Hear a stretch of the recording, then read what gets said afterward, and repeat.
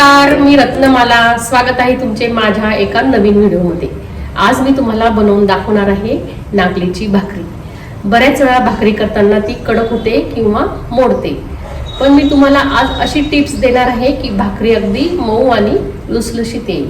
चला तर मग आता आपण बनवूया नागलीची भाकरी. त्यासाठी मी दुकानावरून 1 किलो नागली आणलेली आहे आणि ती दिवसभर उन्हात ठेवलेली आहे.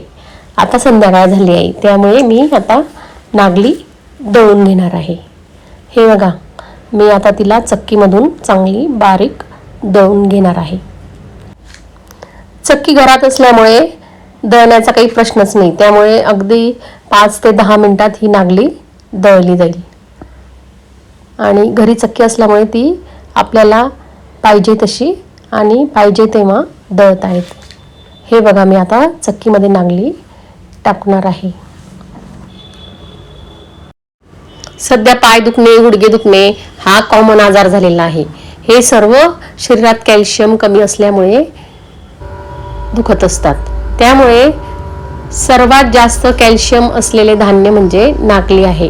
नागलीला नाचणी, रागी असेही म्हटले जाते. त्याचप्रमाणे आपण जेवणामध्ये सुद्धा वेगवेगळे पदार्थ करून खाल्ले पाहिजे, जसे की नागलीची खीर, नागलीची पेज, नागलीचे पापड किंवा नागलीचे पीठ. या सर्व रेसिपी मी यापूर्वी करून दाखवलेल्या आहेत. त्या तुम्ही डिस्क्रिप्शन बॉक्समध्ये नक्की बघा, त्याची लिंक मी खाली दिलेली आहे.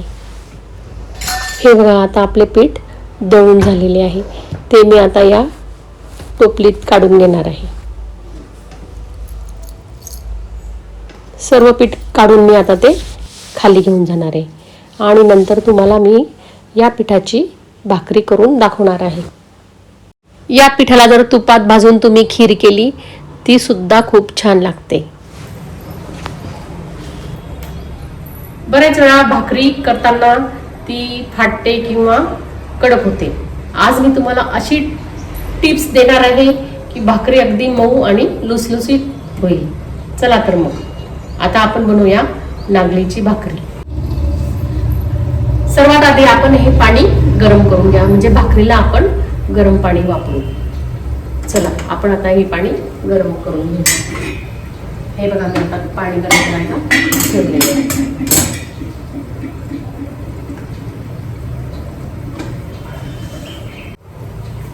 हे बघा, आता आपले पाणी गरम झालेले आहे. आता मी हा तवा गरम करण्यासाठी ठेवणार आहे. हे बघा, भाकरीसाठी मी आता 1 ते 1.5 वाटी पीठ घेतलेले आहे. तुम्ही ते भाकरी किती मोठी पाहिजे किंवा लहान पाहिजे त्या पद्धतीने घेऊ शकता.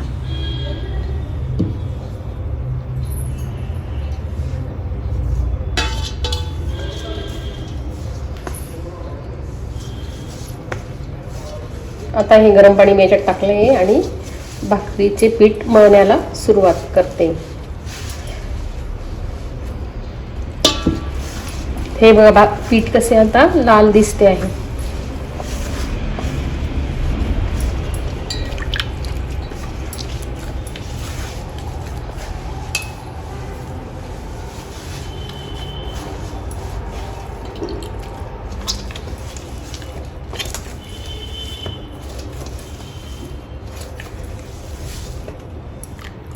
पीठ चांगल्याशे रगडून रगडून रगडून मळून घ्यायचे.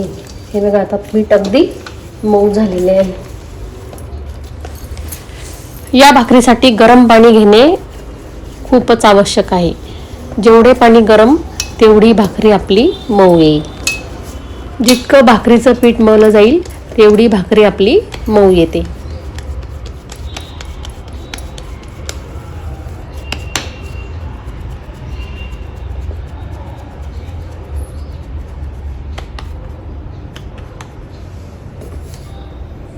आता हे पीठ या पद्धतीने टाकायचे आहे. त्याच्यावर हा गोळा ठेवून भाकरी थापायची. भाकरी थापताना तिच्या कडा फाटणार नाहीत किंवा भाकरी मोडणार नाही याची काळजी घेतली पाहिजे. जर तुम्हाला दोघा हातांनी थापता येत नसेल तर एका हाताने थापली सुद्धा चालेल.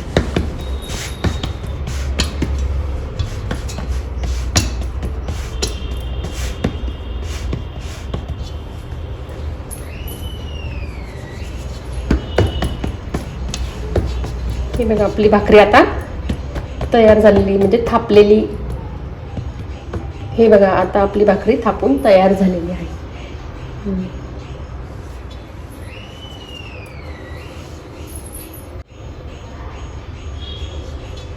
आता मी याला उचलून घेणार आहे या पद्धतीने.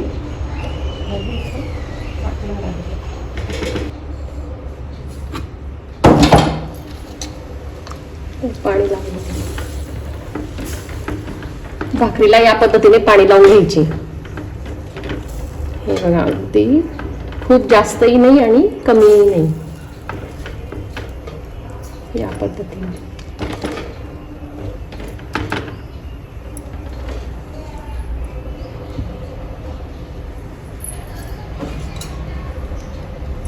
आता भाकरी उलथून घ्यायची. हे बघा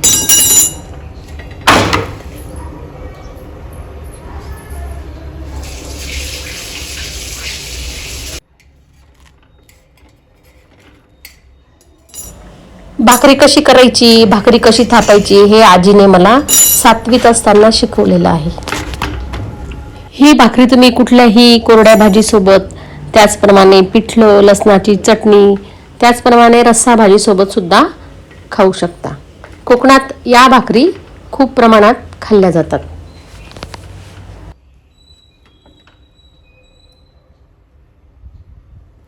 हे बघा भाकरी कशी फुगलेली बघा. हे बघा किती सुंदर भाकरी फुगून वरती आलेली. तुम्हाला जर कडक पाहिजे असेल तर ती थोडा वेळ तव्यावरच राहू द्यायची. हे बघा भाकरी. तुम्हाला कशी वाटली ही रेसिपी हे मला तुम्ही कमेंट करून नक्की सांगा. व्हिडिओ आवडला असेल तर लाईक करा आणि तुमच्या मित्रमैत्रिणींसोबत शेअर करायला विसरू नका. आणि हो, आपल्या चॅनलला अजून सबस्क्राईब केलं नसेल तर नक्की करा. पुन्हा भेटूया अशाच एका नवीन व्हिडिओसह. तोपर्यंत धन्यवाद.